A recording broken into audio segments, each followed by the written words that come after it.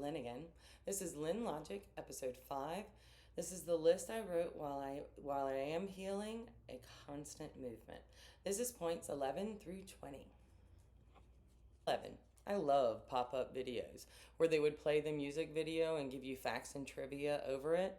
I want that, but for movies that give you tidbits of information and point out subtle clues. Basically, the writer tells you how they want you to see and notice the movie. 12. When reading a book or article or whatever, I lose entire interest when I get to a grammatical or spelling mistake. It reminds me of that one over chewy chicken sandwich bite that you take that just ruins the rest of the sandwich for you. However, oddly enough, I insert intentional grammar errors while I write. 13. I don't like zombie movies and TV because there's always humans that use it to start their own cult for power and control. 14. The Mist is the worst ending of any movie ever. 15. I love how locals have their own pronunciation of their town or city. Concord is Concord. Edinburgh is Edinburgh. And I know I'm saying that incorrectly because I can't do really good accents. 16. I want the confidence that an actor playing someone who definitely gets to live through a horror movie has. 17.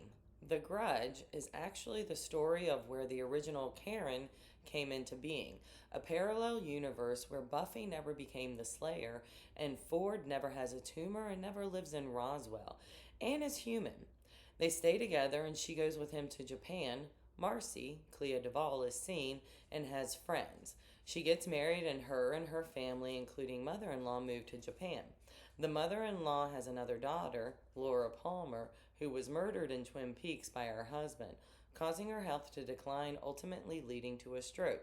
Also, Bill Pullman never became president, so the aliens came later and killed everyone. So apocalypse of the parallel universe timeline is corrected. This is an odd point that I wrote very early on in grief, and I was alone a lot, if you can tell. The major corruptor of any religion or belief is man in his infinite quest for power and control. This is another one of those comments where I obviously spent too much time alone during my grief. Pulse, the movie, is a parallel universe where Veronica Mars never solved a case, and Damon Salvatore was the doppelganger. Completely selfish, he is the reason why everyone is dead in Mystic Falls. Christina Milian was never good at cheerleading, and she never grew up to win an inn or a bed and breakfast. Jonathan Tucker's college years after the Virgin suicides. Then there is Sam Levine, who is tied to too many parallel universes, so he is expendable. Octavia Spencer is the landlord after being the cleaning lady at a government facility harboring a reptile water creature. And the cleaning lady in someone's home where she fed them her shit, then taught a white woman how to make fried chicken. Since this apocalyptic event occurs, this erases this timeline. I wonder if anyone else gets frustrated with constantly being misunderstood since we don't communicate telepathically. See you at the next episode.